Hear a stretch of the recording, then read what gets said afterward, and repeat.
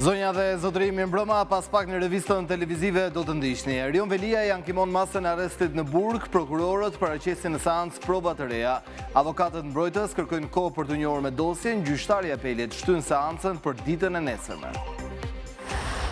Drejtësia e re ka dhe do të ketë mbështetjen pa kushte të Partisë Socialiste. Kryeministri Rama vijon komunikimin me qytetarët. Në vitin 2027 do të ulemi në tryezë të barabartë me europianët. Nesër është stafati i fundit për forcat politike për shpalljen e listave të kandidatëve për 11 majin. Partia Socialiste mbledh kryesin ku nuk përjashtohen surpriza. Edhe Partia Demokratike ka mbledhur kryesin, por dhe Këshillin Kombëtar. Sekretari i përgjithshëm i NATO-s Mark Rutte zhvilloi takime të nivelit të lartë në Kosovë. Kreu i Aleancës së Atlantiku garanton arritjen e paqes në rajonin e Ballkanit, duke kërkuar bashkimin e interesave të shteteve dhe lënien pas të kaluarës. Negociatat për mbylljen e luftës në Ukrainë janë drejt finalizimit. Ukraina pranon propozimin amerikan, Kievi gatshëm për armpushim 30 ditor, pritet përgjigje nga ana e Rusisë. Këto dhe të tjera zhvillime më njëherë pas sigles. Na ndiqni.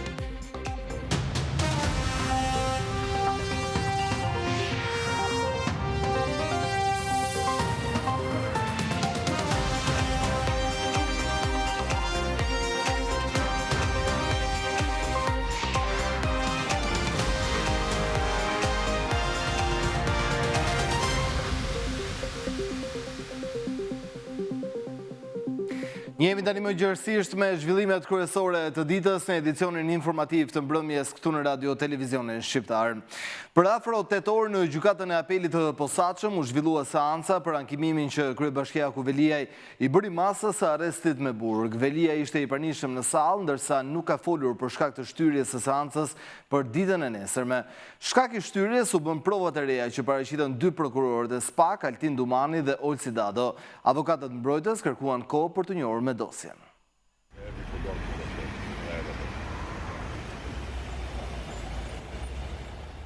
Paraqitje e provave të reja në seancën ku po shqyrtoi ankimimi masës së arrestit në Burg për kryebashkiakun Erion Veliaj ka sjellë shtyrjen e masës së një vendimi në apelin e posaçëm.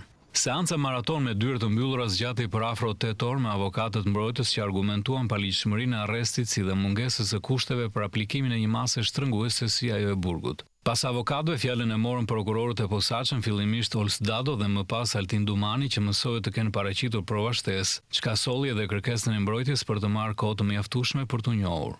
Nuk e di, nuk Gjyqtari Engert Pollumi vendosi të pranojë kërkesën dhe shtyu seancën për ditën e mërkurë në mesditë. Vetë kryebashkiaku Veliaj nuk ka folur, teksa pritet që ditën e nesërme t'i japë edhe ai argumentet e tij pse masa e arrestit në Burg duhet të rrëzohet nga gjykata e apelit. Veliaj u transferua mëngjesin e të martës nga ambientet e paraburgimit të Durrësit drejt Tiranës. Në nisje të seancës, grupi avokatëve të Veliajt u fut në gjykatë edhe me avokatin amerikan Joshua Roberts, por kërkesa e tyre që Roberts të merrte pjesë në gjykim nuk u pranua. Të mërkurën, gjyqtari Pollumi do t'jap vendim jo vetëm për kryebashkiakun Veliaj, por edhe 4 biznesmenët që e kanë ankimuar masën e sigurisë detyrim për t'u paraqitur. Gjykata e posaçme ka dënuar ish sekretarin e përgjithshëm të Ministrisë së Mjedisit Alqi Bllako dhe me 4 vite heqëlirie për inceneratorin e Tiranës. Por për shkak të gjykimit të shkurtuar, Bllako u dënua në mënyrë përfundimtare me 2 vite e 8 muaj burg. Bllako shpallet fajtor për korrupsion pasiv të funksionarëve të lartë shtetëror dhe të zgjedhurve vendor. Prokuroria e posaçme antikorrupsion ka kërkuar një dënim për Alqi Bllakon prej 5 vite burg dhe 5 vite qëndrim jashtë funksioneve publike. Ndërkohë që Bllako po ashtu është dënuar me 4 vite burg edhe për inceneratorin e Elbasanit për akuzën shpërdorim detyre. Për shkak të gjykimit të shkurtuar dhe në çështjen e inceneratorit të Elbasanit, dënimi u konvertua në 2 vite e 8 muaj burgim, ndërsa vijon gjykimi për Bllakon për inceneratorin e Fierit.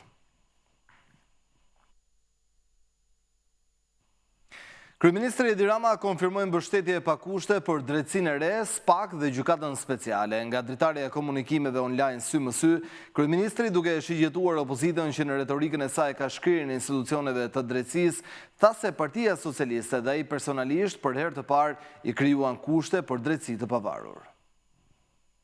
Kryeministri Edi Rama garanton mbështetjen e pakushtëzuar për drejtësinë e re, SPAK-un dhe gjykatën speciale. Ndërsa ju përgjigj pyetjeve në komunikimin online me qytetarët, kryeministri tha se Partia Socialiste i dha vendit drejtësinë e pavarur që prej vitit 1912. Barazia para ligjit nuk do varet më nga kush qeveris në Tiranë.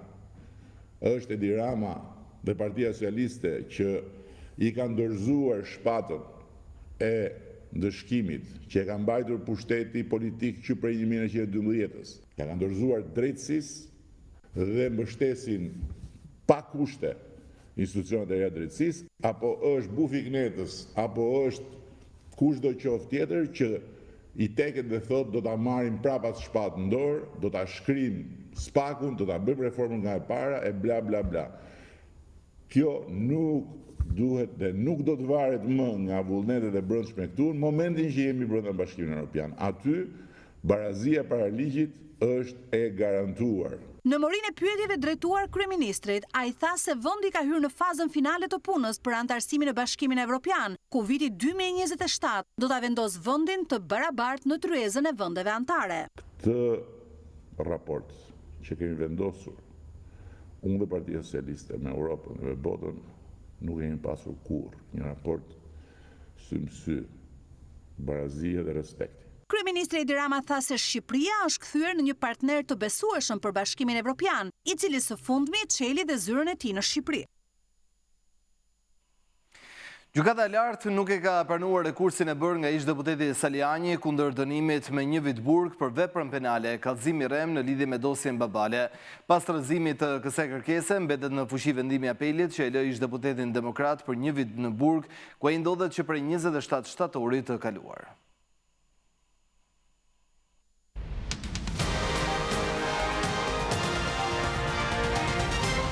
Kryeministri Edi Rama pritet të zyrtarizojë të mërkurën në orën 19 listën përfundimtare të kandidatëve të Partisë Socialiste për zgjedhjet e 11 majit. Përpara mbledhjes së kryesisë, ai do të zhvillojë një takim me bordin e diasporës, ku pritet të diskutohet edhe për emra të rinj që mund të përfshihen në listë. Burime nga Selia Roz bëjnë me dije se priten ndryshime të rëndësishme me largime nga deputetët aktual dhe përfshirje të figurave të reja. Po ashtu disa kryetarë bashkish mund të lënë mandatin vendor për të kandiduar për deputet.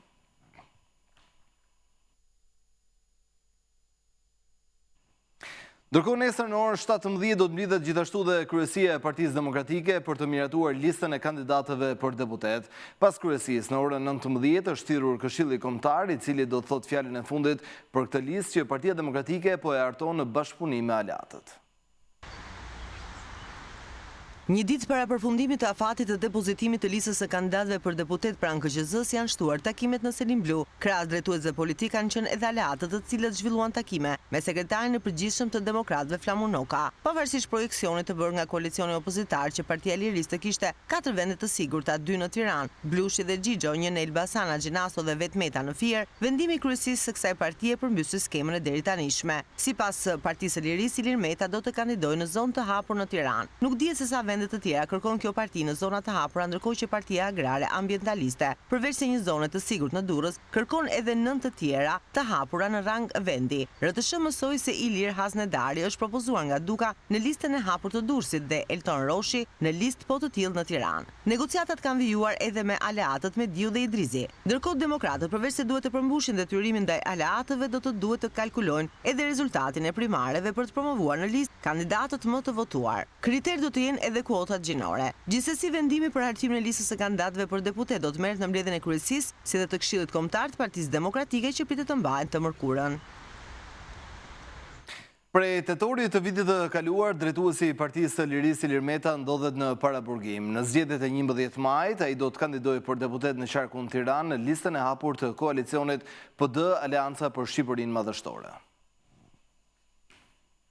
Propozimin e partisë që drejton për të qenë në listat të mbyllura, presidenti i Partisë së Lirisë nuk e pranoi, ndaj dhe kryesia e kësaj force politike vendimin e mori për Ilir Metën. Presidenti i Partisë së Lirisë Ilir Meta i do të kandidojë në qarkun Tiranë dhe në listën e hapur të koalicionit Partia Demokratike dhe Aleanca për Shqipërinë Madhështore, ku siç shpreh ai, pas sakrificë nuk mund të arrijë fitore madhështore. Nga qelia numër 5, ku prej tetorit të vitit të kaluar ndodhet në paraburgim, Ilir Meta në një shënim në rrjetet sociale kujton se edhe në vitin 2005 mund të dilte deputet nëpërmjet sistemit proporcional ndërkohë që risjell në kujtes edhe grevën e uris në vitin 2008 për ndryshimet kushtetuese, ku së bashku me ligjvënës të tjerë kërkonin që listat të mos ishin të mbyllura. Partia e Lirisë dhe Ilir Meta kanë qenë të parët për listat e hapura. Ilir Meta bashkë me kolegët hyn në grevurie në vitin 2008 kundër ndryshimeve kushtetuese, që sotën listat e mbyllura dhe vran parlamentarizmin e vërtet. Partia e Lirisë është pjesë e koalicionit Partia Demokratike dhe Alianca për Shqipërinë Madhështore për parlamentarët e 11 majit dhe në mbledhjen e së hënës, kryesia e kësaj force politike miratoi vendimin e marrë nga vetë presidenti Ilir Metaj për të qenë në listë të hapur.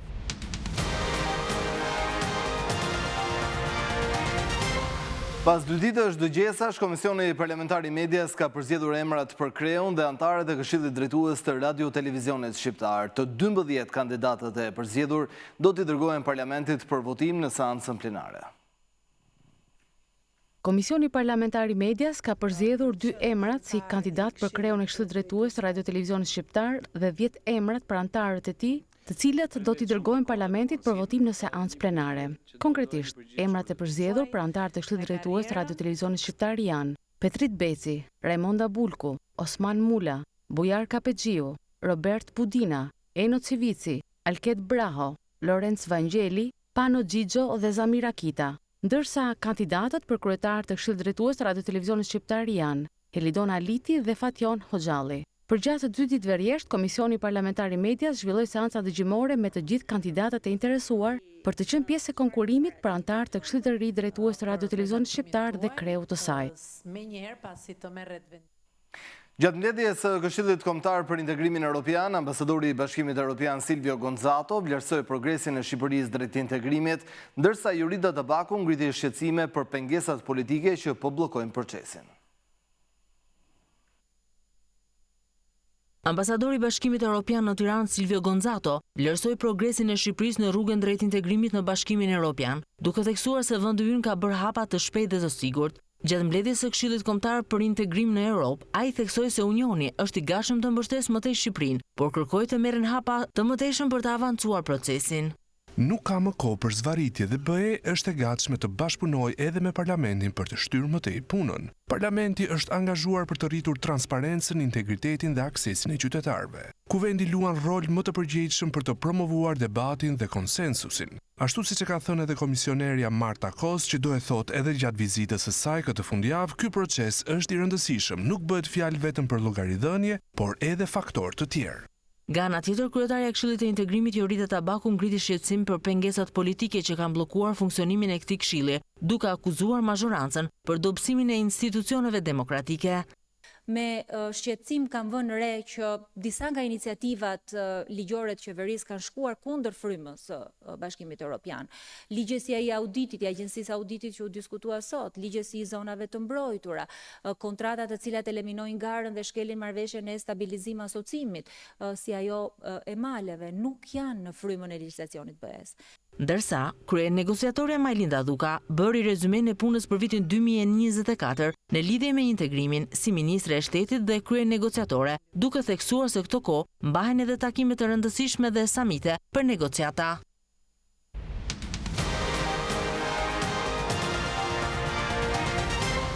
Përdorimi në vendin tonë i inteligjencës artificiale është diskutuar në aktivitetin Java Franco-Shqiptare për inteligjencën artificiale Green AI. Kryeministri Edi Rama tha se Shqipëria është duke bërë një punë shumë të mirë dhe në kohë rekord përmes inteligjencës artificiale. Parafrimi i kuadrit ligjor të BE-s do të bëhet me inteligjencën artificiale, kështu u shpreh kryeministri Edi Rama në fjalën e tij në aktivitetin Java Franco-Shqiptare për AI. Teknologjia e re është bekim për vendet në zhvillim, pasi mund t'i furnizojë me instrumenta për të bërë kapërcime të jashtëzakonshme përpara, tha Rama. E filluam rrugtimin ton nga zero. Sot kemi krijuar një platformë e cila në fakt ka hequr të gjitha zyrat e pritjes. Kemi ecur shumë përpara tani më në procesin e integrimit evropian. Kemi plan ambicioz për të përmbyllur negociatat në 2027-ën. Duke përdorur inteligjencën artificiale, po e bëjmë këtë punë me një shpejtësi krejt tjetër. Vetëm për të transpozuar korpusin ligjor të Bashkimit Evropian do të kërkonte ushtri përkthyesish, hartuesish. Ne jemi edhe më ambicioz se sa kaq. Po punojmë me Microsoft për prokurime me inteligjencë artificiale, pa kontakt njerëzor në 95% të procesit. Shpresojmë që në fund të vitit tjetër të jetë duke funksionuar. Ambasadorja e Francës në vendin ton thënë se vendi i saj është lider sa i përket inteligjencës artificiale dhe synon të përkrahë Shqipërinë në këtë revolucion. Aktualisht bashkëpunimi mes dy qeverive përqendrohet në dy projekte, në një qendër të komunitetit të bizneseve dhe në një studim për ekosistemin e investimeve digjitale në Shqipëri financuar nga një grant nga Franca. Banka Botërore ka miratuar një financim shtesë prej $80 milion për të mbështetur transformimin digital të shërbimeve publike në vendin tonë. Banka Botërore ka miratuar një financim shtesë prej $80 milion për të mbështetur transformimin digital të shërbimeve publike në Shqipëri. Ky fond do të ndihmojë Shqipërinë drejt reformave më të avancuara në sektorin publik, të përmirësojë ofrimin e shërbimeve publike, të forcojë kapitalin njerëzor, si dhe të nxjisë një rritje më të qëndrueshme dhe gjithëpërfshirëse. Financimi është pjesë e projektit që synon një akses të barabartë me standarde të larta për qytetarët, i cili deri më tani ka investuar $65 milion në zhvillimin e platformës e-Albania, krijimin e qendrave të inovacionit dhe ngritjen e 200 laboratorëve digital në shkolla. Me këtë mbështetje të re, projekti do të zgjerohet në 3 fusha kryesore: digitalizimin e shërbimeve bashkiake për të lehtësuar aksesin qytetar, krijimin e një platforme moderne për prokurimet publike, duke përdorur inteligjencën artificiale, si dhe ndërtimin e një sistemi të ri për menaxhimin e financave publike. Sipas Bankës Botërore, pritet që ky financim të rrisë transparencën dhe efikasitetin e administratës, si dhe të sjellë një rritje prej të paktën 25% në përpunimin e aplikimeve online për shërbimet. Ky investim është në linjë me angazhimin e Shqipërisë për një qeverisje më të hapur dhe moderne. 530 punonjësit e administratës publike do të përzgjidhen nëpërmjet sistemit të pikëzimit për kredi me 0% interes për blerjen e një banese. Ministria e Ekonomisë ka hapur thirrjen për këto aplikime, ku ka bërë të qarta dhe kushtet. Ministria e Ekonomisë, Kulturës dhe Inovacionit ka hapur thirrjen për aplikimin për kredi me 0 interes për blerjen e një banese, një mundësi për 530 në punës të administratës publike. Programi synon të ndihmojë ata që nuk kanë një banesë ose që jetojnë në kushte të papërshtatshme. Kredia do të jepet sipas çmimit të referencës dhe sipërfaqes së përcaktuar në certifikatën familjare. Për të përfituar, aplikantët duhet të jenë të punësuar në administratën publike, të mos kenë një banesë në pronësi ose në proces legalizimi dhe të mos kenë përfituar më parë nga programet e tjera të strehimit social. Gjithashtu, ata nuk duhet të zotërojnë pasuri të tjera mbi gjysmën e vlerës së banesës që do të blihet. Programi përfshin 12 institucione shtetërore me numrin më të lartë të kuotave për Ministrinë e Brendshme dhe Ministrinë e Arsimit dhe Sportit nga 90 kuota secila, si dhe Ministrinë e Shëndetësisë dhe Mbrojtjes Sociale nga 80 kuota. Aplikimet mund të bëhen online përmes portalit e-Albania dhe afati për aplikim është një muaj nga data e hapjes së thirrjes.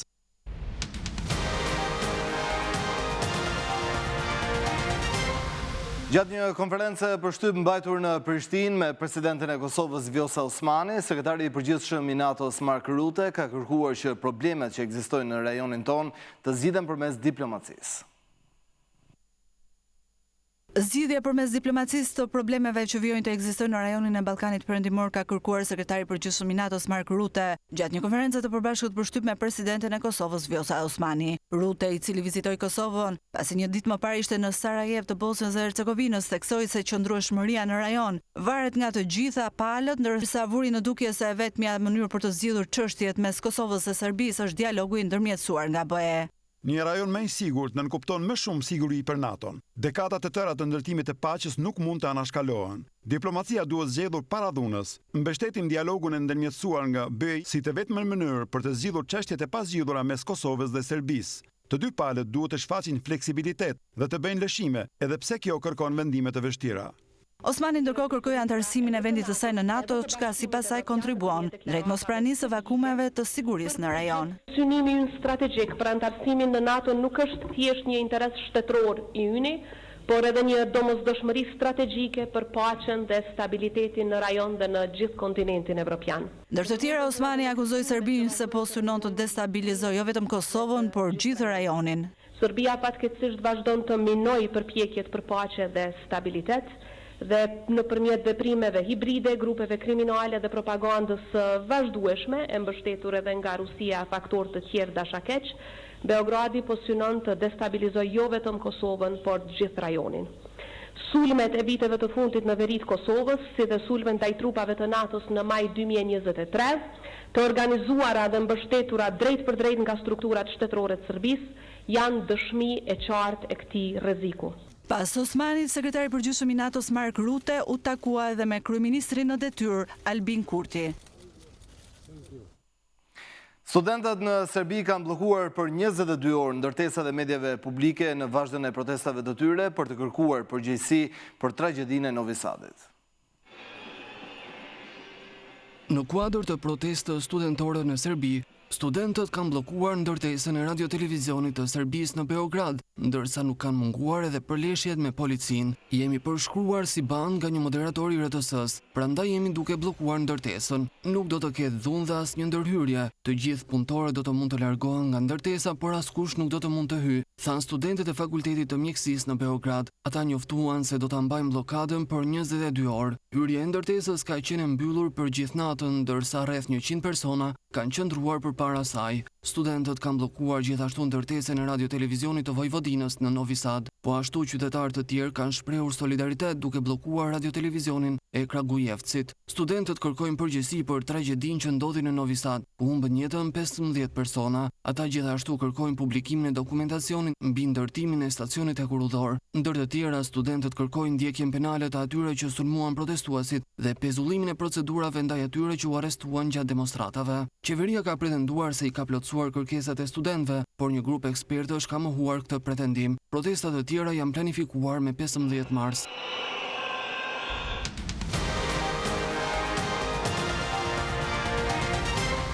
Ukraina ka pranuar të martën një propozim të Shteteve të Bashkuara të Amerikës për një armpushim të menjëhershëm 30 ditor me Rusinë.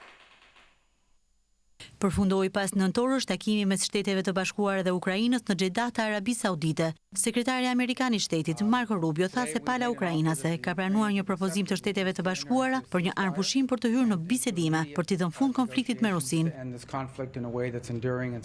Rubio theksoi se Ukraina është gati të ndalë luftën dhe të ulet të bisedojë për paqen. Ai tha se do t'ia transmetojë këtë propozim palës ruse dhe shpreson që edhe Moska ta pranojë armpushimin. Nëse ndodhe kundërta, atëherë për fat të keq do ta dimë se cila është pengesa për paqen. Topi tani është në fushën e tyre, shtoi Rubio duke i referuar Rusisë, ndërsa përsëriti sërish se presidenti Trump dëshiron që lufta të përfundojë sa më shpejt. Kievi është gati të pranojë propozimin e Washingtonit për të zbatuar menjëherë një armpushim të përkohshëm 30 ditor, i cili mund të zgjatet me marrëveshje të ndërsjella.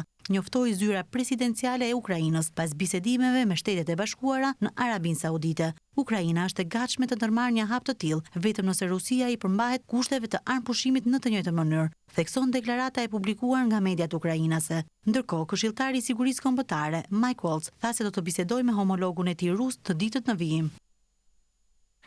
Presidenti Donald Trump ka dyfishuar tarifën për të gjitha produktet e çelikut dhe aluminit që hynë në Shtetet e Bashkuara nga ana e Kanadas, duke rritur nga 25 në 50%.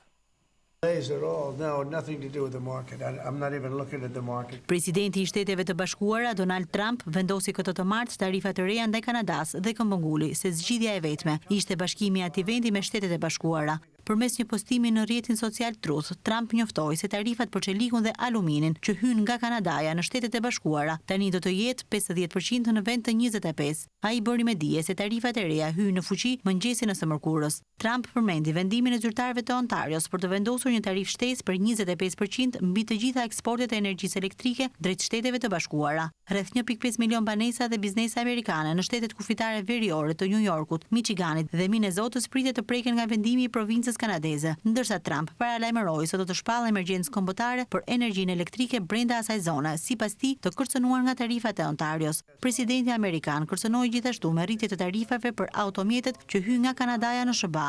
Trump theksoi se nëse tarifat duke përfshirë ato për produktet bujqësore nuk do të hiqen, ai nga 2 prilli do të rrisë taksat për industrinë e makinave, që sipas tij do të mbyllnin përgjithmonë industrinë e prodhimit të automjeteve në Kanada. E vetmja gjë që ka kuptim është që Kanadaja të bëhet shteti ynë i dashur i 51. Kjo do të eliminonte të gjitha tarifat dhe gjithçka tjetër, shkroi Trump në rrjetin Truth. Kanadaja ka refuzuar në mënyrë të vazhdueshme bashkimin me Shtetet e Bashkuara.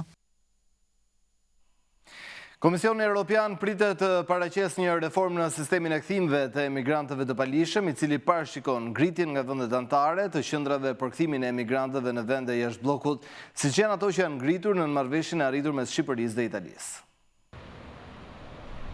Komisioni Evropian pritet të shpelojë sot një reformë të planifikuar të sistemit evropian të kthimeve, nën të cilën vendet anëtare do të mund të ngrenë qendra për kthimin e migrantëve në vende jashtë bllokut. Kjo pas presionit të qeverive europiane për lehtësimin e procedurave të deportimit. Duam të vendosim një sistem të vërtet evropian për kthimet, duke ndaluar fshehjet dhe duke bërë më të lehtë kthimin e shtetasve të vendeve të treta që nuk kanë të drejtë të qëndrojnë në BE. U shpreh të dielën presidenti i organit ekzekutiv të bllokut, Ursula von der Leyen, të nxitur nga vende qeveritë të cilave kanë qëndrime kundër migracionit si Italia, Suedia, Danimarka dhe Holanda. Udhëheqësit evropian bën thirrje në muajin tetor të vitit të shkuar për përpilimin e një legjislacioni të ri për të shtuar dhe për shpejtuar kthimet dhe i kërkuan komisionit të vlerësonte mënyra inovative për të luftuar migracionin e paligjshëm. Më e debatuara nga këto mënyra është krijimi i qendrave të kthimit jashtë BE-s, ku azil kërkuesit mund të dërgohen ndërsa presin që të transferohen në vendet e origjinës. Për momentin dërgimi i tyre në vende të treta nuk mund të ndodhë, pasi sipas rregullave aktuale europiane, migrantët mund të transferohen vetëm drejt vendeve të origjinës apo vendeve nga kanë kaluar tranzit. Ndryshimet e pritshme të këtyre rregullave janë pritur me kritika nga grupet e të drejtave të njerëzit. Ky propozim do të jetë i dëmshëm dhe konfirmon se BE është fiksuar me deportimet. Ka gjas të shohin familje që ndahen dhe njerëz që dërgohen në vende që nuk i njohin, u shpreh për agjencinë e lajmeve AFP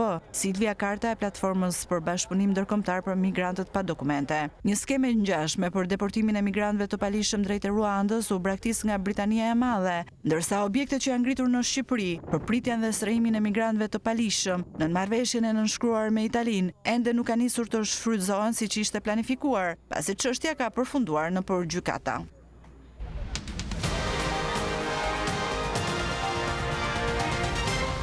Orkestra Simfonike Radio Televizionit Shqiptar vijon stinën koncertore për vitin 2025 me një koncert i cili vjen me një program të pasur. Në drejtimin e dirigentit Mihail Agafita, Orkestra Simfonike Radio Televizionit Shqiptar do të vi me koncertin e radhës me një program të pasur me vepra të kompozitorëve të huaj dhe atyre shqiptar. Uvertura nga opera Ruslani dhe Ludmila do të çelë koncertin për të vijuar me kompozitorin shqiptar Endri Sina. Për mua është hera e parë që vi në Shqipëri dhe jam shumë i lumtur. Këtu gjeta muzikantë mrekullueshëm. Jam i sigurt se do të jetë një koncert shumë i bukur pasi edhe programi është vërtet i larmishëm. Gjithashtu edhe pianistja Klej Datare është vërtet mahnitëse. Solistja Klej Datare do të sjellë variacione mbi një temë të Paganinit për piano dhe orkestër. Është kënaqësi që të luash me orkestrën e Radio Televizionit dhe unë bi për të disatën herë. Këtë radhë është një bashkëpunim me një dirigent moldav dhe ne do sjellim një vepër premier në Shqipëri. Është Vitor Ludoslavski, variacionet me një temë të Paganinit. Koncerti do të vinë në datën 13 mars në orën 19 në Universitetin e Arteve.